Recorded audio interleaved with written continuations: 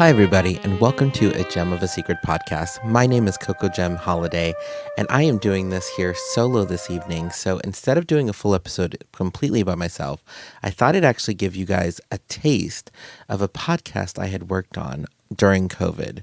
Now, this podcast that we worked on wasn't actually heavily promoted because during COVID, we had this thing where we felt like it was really inappropriate to be promoting a podcast that we were just launching. And it was a podcast between me and my drag daughter, Touche Douche. So instead of having a regular episode of A Gem of a Secret podcast, what I'm going to do with this episode is I'm going to actually play you the first episode of Cooking Up a Queen with Touche Douche and Coco Jem Holiday. If you like that podcast, go ahead and like and subscribe to that limited series. The entire series is out now, so you can listen to it whenever you so choose. The reason we're doing this also is specifically just because we really want to be able to give another shout out to that podcast because as it was a limited series and it didn't get a lot of pickup during the first starts of COVID, it'd just be good to be able to listen to that. And this is a drag related podcast with a Gem of a Secret podcast. And so, yeah, here you go. Hello, and welcome to Cooking Up a Queen, a beginner's guide to the flagrant and fanciful world of queer nightlife. Hosted by finalist of Camp 1 and Kinky Season 2, Coco Jem Holiday, and the Madonna of your masturbatory fantasies, Touche Douche. Now without further ado, here are your hosts. Enjoy the show.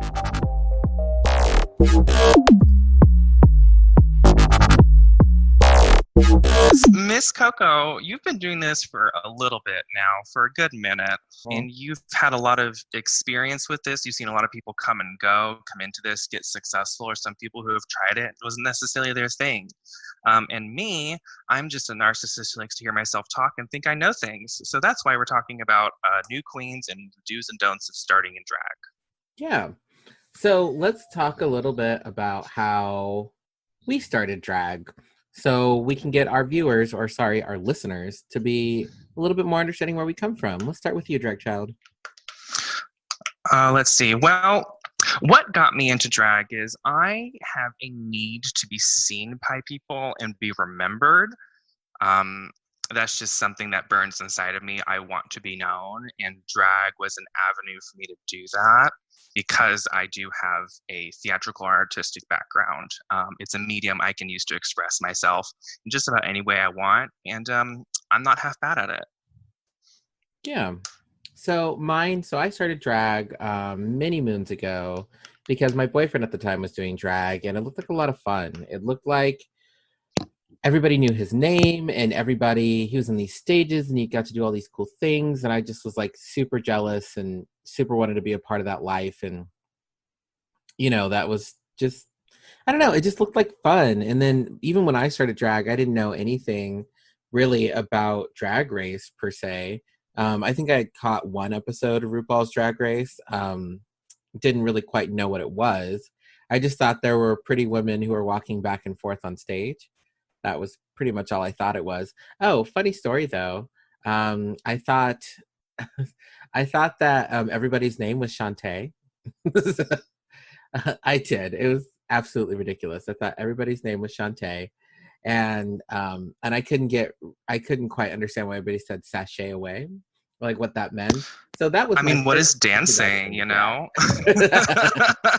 didn't even get it. It was so ridiculous. So that was my introduction to drag and drag alike and stuff like that. So one of the other things though about my introduction to drag is that I went to one drag show. And it was the only drag show like where you were, or was it just very specifically a favorite of yours? It's literally just one. There was one that happened in my growing up years. When I was in college, it was the university threw a drag show. And that's where I got my introduction. And I was so interested in it. I thought it was cool and I thought it was weird. I wanted to be the cool person who liked drag because drag was weird. So that was right. I think a lot of us can relate to that who do this or maybe want to jump into it.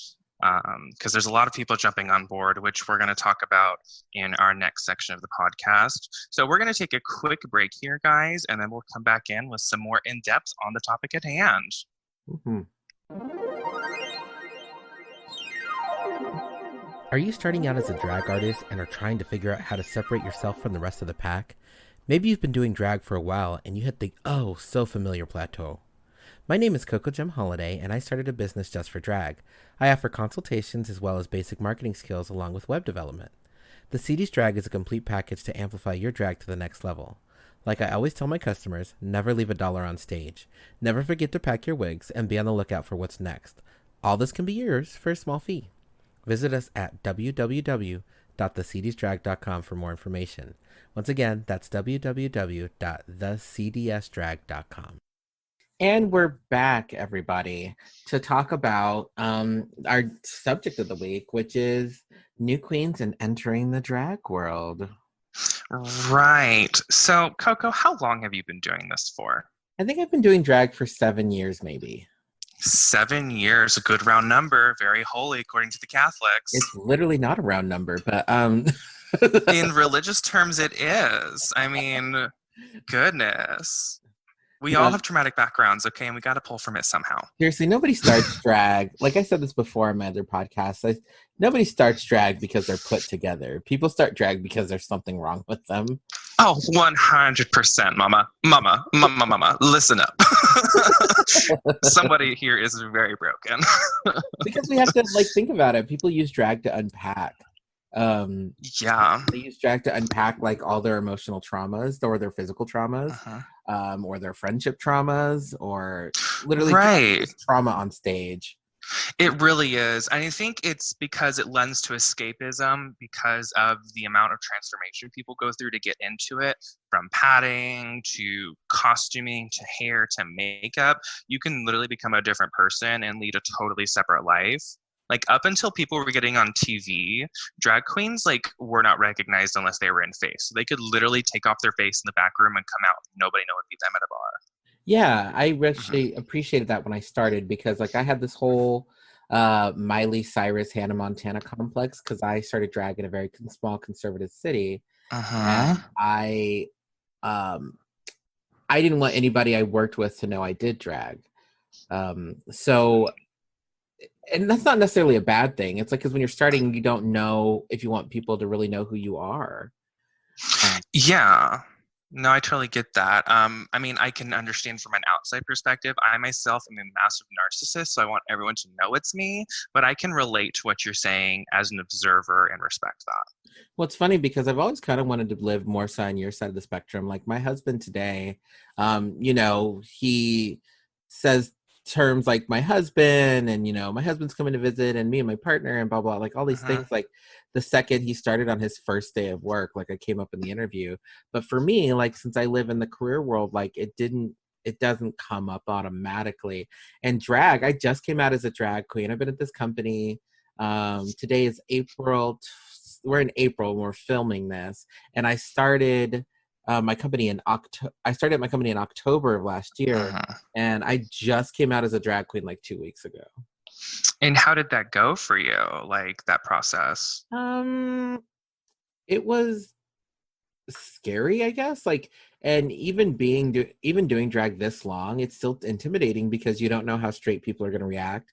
Because drag does not put food on my table. Sorry, maybe it puts McDonald's on my table, but it doesn't really put food on my table or a roof over my head. So McDonald's and Taco Bell, that's really the staple of a drag queen. Seriously. With a little bit of cheap vodka.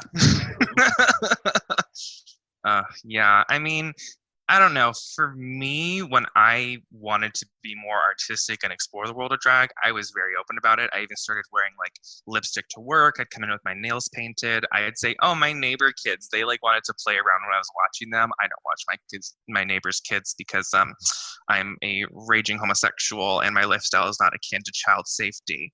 But I would joke about that and I'd be like, oh, they just were playing around, and I'd come in with lipstick. I'd do a little bit of eyeshadow. It was very I'm not going to say the F word from our community because some people are triggered by it. So I'll just say it was very blankety and it was just accepted. I just let them know who I was, and it is what it is. I feel like Blankety would be a good drag name. Baby queens for listening, Blankety is up for grabs. Make sure you Google it first before you jump Blankety. on it. Introducing Our the fun States, Blankety. Blankety, Miss Coronavirus and Blankety coming to the stage. Coronavirus. Oh my God. That name will not Corona. be available for like 6 months to use. Like I feel like that's too soon. There's already 3 of them, girl. For the love. Speaking of, let's talk about some reasons that maybe people want to explore drag, like how you know this is something you want to get into.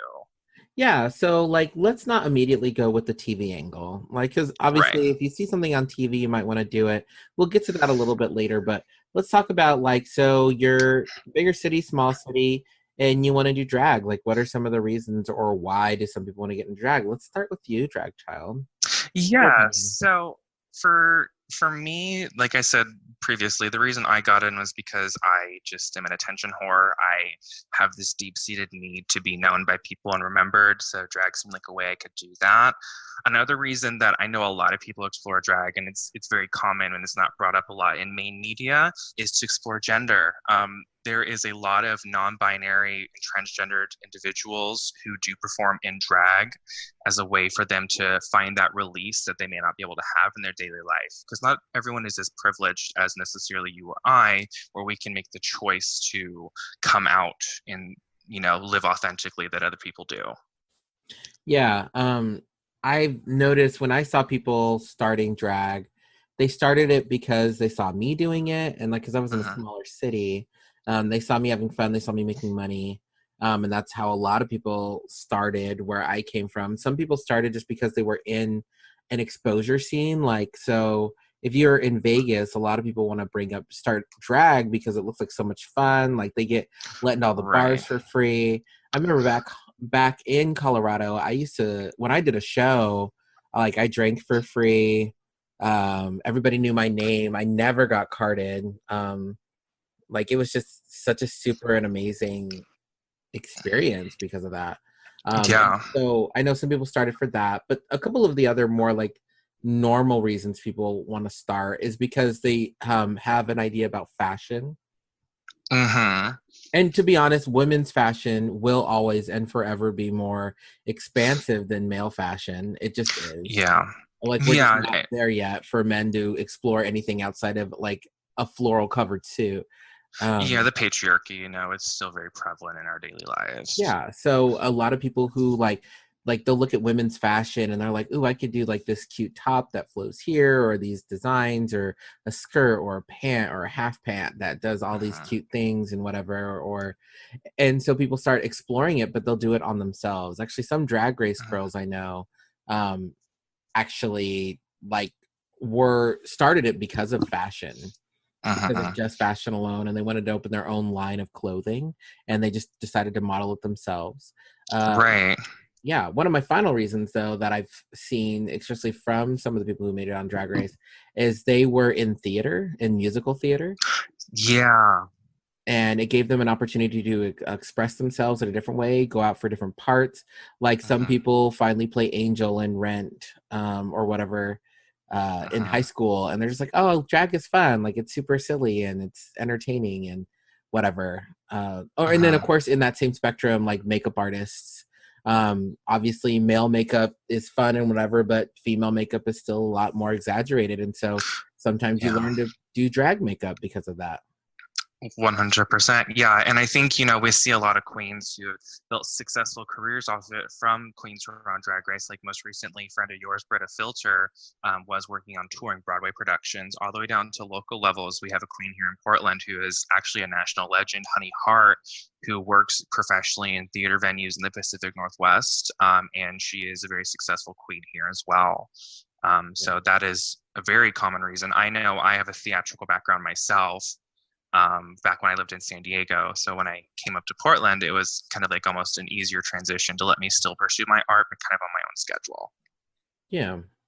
Uh-huh. And even for me, like I know that so I was just introduced to Kinky Boots for the first time ever. Yes, Kinky Boots come through I Billy Porter. Yeah, Billy Porter. Seriously, I could watching Kinky Boots, I watched a live Broadway, and then of course I watched the movie. And We watched it together, right? The UK West End version. yes, and Yeah, it I was remember that. absolutely fantastic. And it was beautiful, and it was absolutely well made. And I think that that really put drag into a different perspective for me too. Like being able to be like, there's like other than just making it on Drag Race or Dragula or something like that, maybe you go this route and just do drag on Broadway and Uh-huh. like be stunning in your own right and being really able to like hold your own in that venue. Like that Uh-huh. sounds kind of awesome there too. It really does. And I mean, drag has been a part of the culture, like in media for a long time. It's just now more recently become more into pop culture because we have films like Tu Wong Fu, Thank You for Everything, Miss Julie Newmar, where we have Patrick Swayze and Wesley Snipes up in it. And that's a whole movie where they were in drag. Or you have Mrs. Doubtfire, where Robin Williams is playing a very comedic old woman, you know, and even like you said with Broadway, drag has been very prevalent there for a long time. From Hairspray, I cannot remember his name. Harvey Firestein, is that right? I don't remember. Yeah. Please don't read us. We just don't know what we're doing, and we're kind of doing this off the cusp. But I mean, there's been drag in mainstream media, but in popular culture, it's really become prevalent now, which is a reason I think that we should talk about, just because it is a reason people do to get in drag, is the fast fame. There are some people who have an artistic ability or a talent or that star power, who get into drag as a way to get famous very quickly. Some examples, like more recently, are Valentina. She had only been doing drag, I think it was like 11 months, and now she's an international star, touring the world, doing television, all that stuff. Yeah, and the fast fame is so interesting because like so a few years ago to book a winner of Drag Race, it was $5,000 a booking. I know it's a lot more than that nowadays. Uh-huh. A lot more. Probably to book a winner, it's somewhere between like I would assume $7,000 to $10,000. Yeah, because I know Bianca's booking fee, like in 2016, it was released, and she charges like 12,000 an appearance. Dang. Yeah, and that's Bianca Del Rio. If you guys, don't know anything about any queer world stuff, she was a winner of RuPaul's Drag Race on season 6, and most recently, her big accomplishment is she sold out her tour to the Wembley Arena in the UK, which is 10,000 plus seats. Dang. Yeah, no, it's becoming a powerhouse, and there's a lot of people who have been finding fame in it. Even all the way back to the beginning of Drag Race, you have Shangela, who literally went on the show after doing drag for 6 months, and now she is one of the most legendary names in the game. She's working with Beyonce and all these other, amazing stars, and really made a name for herself from the show. Wow. Yeah, Wow. but this isn't a Drag Race Stan podcast. This is a podcast for new people. People. And we won't talk about Drag Race in every episode, but it is really ingrained in our culture. One of the things that you'll see people starting drag is because of Halloween. A lot of people start drag because of Halloween or amateur contests. Like they're out at the bar, a gay bar with their friends, and there's an amateur drag contest. We'll give you the wig. Come up here and lip sync a song. Exactly. Yeah. Or even colleges, I think, do a lot of amateur nights too. Like my community college I went to, because mama didn't grow up rich, they would have like an amateur drag night where you would come in to the theater department, and makeup and costuming would put you all up in it. And it would be a big old competition night to raise money for charity. I know that's another reason people get in it too. And Pride is another big one. Yeah, definitely. Oh, and prides. People dress up for prides. And it's funny because so this whole series will include bits and pieces of advice along the way. So one of the things I did want to tell people is ask questions and do your research. Like it from the get-go. If you're ever thinking about entering the drag world, just in general, do some research, like even basic research. Learning your herstory, as we call it, is really important to be able to be functioning in our community, to be able to actually do this thing that you want to do, because it's not cheap.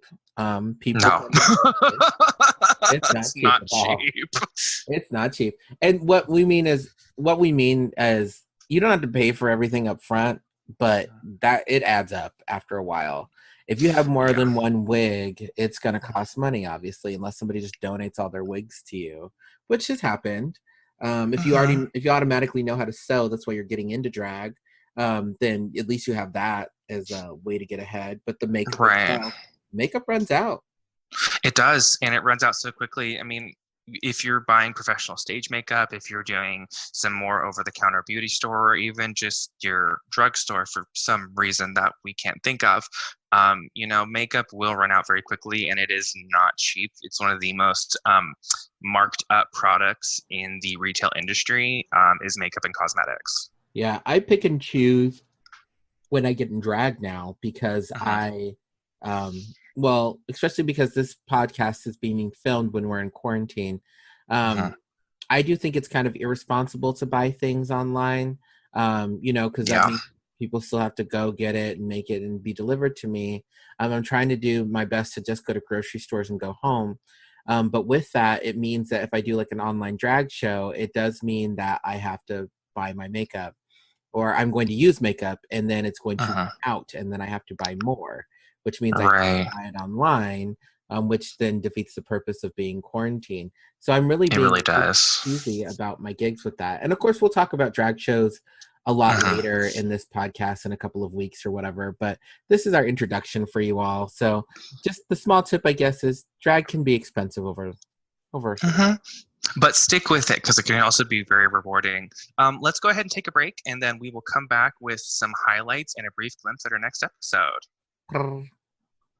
Hey everyone, I'm Donatella My Secrets. And I'm Coco Jem Holiday. Do you need a little dose of drag in your life? Whether you're a gigged queen on the go, a baby queen breaking into the scene, or just an all-around drag fanatic, A Gem of a Secret podcast is the PNW-based podcast to tune into. Every Thursday, you can examine the world through our eyelashes as two good Judies discuss topical tea, herstory, and reasonable booking fees.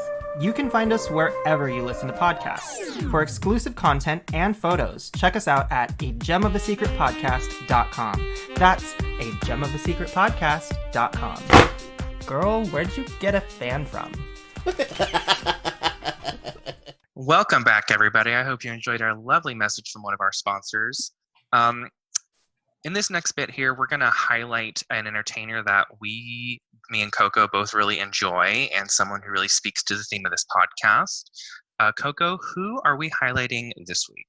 So this week we're going to highlight Mercury Dabs. So yes. Yeah, Mercury is absolutely fantastic. And because this is our first episode, we wanted to do somebody who's new to drag. That was one of the requirements, but somebody also who seems like they're really driven for it. And so Mercury just started doing drag recently and performing in shows. And is super kind and honest and really fun to work with. And she's just like one of those people who you want to have in a dressing room with you, which, but we'll talk about what that means later in future episodes too.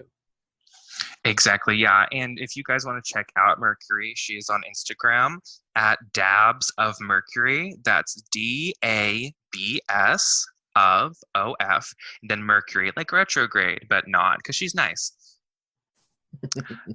So yeah, I mean, she's really sweet. I've had the opportunity of getting to know her before she really started exploring drag. She's part of the Toy Box family, which is kind of a new powerhouse group coming up in Portland of a lot of mixed age entertainers, both underage and of the club performing age as well. So I'm interested and excited to see where she goes on her journey. Yeah, me too. Definitely. And then, just so you all know, this is a limited series podcast. We're not going to keep going indefinitely. We have 10 episodes mapped out that we're going to go in for you guys to really give you kind of your manual on what to do and what not to do as a new queen. Brief glimpse into what we're talking about next week. Our topic is the do's and don'ts of your first night out. So we're going to talk about things of, what to expect when you're going out for the first time in drag, maybe some things you should be aware of, some things you should avoid, that sort of stuff. Yeah, so one of the glimpses that you'll get from next week's episode is you'll get absolutely that you should never just wear a skirt to hide your penis. Right. Lovely. Well, we are going to sign off here. I am Touche Douche Holiday. My Instagram handle is the Touche Douche. And my name is Coco Jem Holiday. You can find me on Instagram at Coco Jem Holiday. Jem is spelled Jem, like Jem in the holograms. So make sure to look me up there and give me a follow. Yes, and remember, subscribe to the podcast. We'll see you guys next week. Bye-bye. Bye-bye. Thank you all so much for listening. Make sure to tune in next week for another amazing episode of Cooking Up a Queen. If you would like to be featured or place an ad, please email coco@thecdsdrag.com. Cooking Up a Queen is brought to you by the CD Studio. All topics discussed are opinions of the hosts and are not by any means reflected by the CD Studio or its affiliates. This podcast is intended for entertainment and informational purposes only. Cooking Up a Queen is owned exclusively by the CD Studios. This podcast is executive produced by John Williams and Alistair Eliano. Original cover art and soundtrack provided by Alistair Eliano. Dubbed and mixed by John Williams. Thank you all so much for listening to Cooking Up a Queen with Touche Douche and Coco Jem Holiday. We will be back next week with a regular episode of A Gem of a Secret podcast. And also keep in mind, we are doing our bonus episodes for RuPaul's Drag Race as well. Thank you all, and thank you so much for listening. Thank you. Bye-bye. Bye. This has been another episode of A Gem of a Secret podcast. The hosts of A Gem of a Secret podcast are Donatella My Secrets and Coco Jem Holiday. You may follow Donatella My Secrets at Donatella_My Secrets on Instagram. You may follow Coco Jem Holiday at Coco Jem Holiday on Instagram. Original music by Touche Douche and Party Favors. You can follow them respectively at The Touche Douche and at Party Favors Music on Instagram. For more exclusive content, visit www.agemofasecretpodcast.com. That is AJEM of a secret podcast.com. Be sure to tune in every week on Thursday for a new episode wherever you listen to podcasts. If you have any comments or questions, email us at agemofasecretpod@gmail.com. Please don't forget to like, rate, and subscribe. Until next time, goodbye.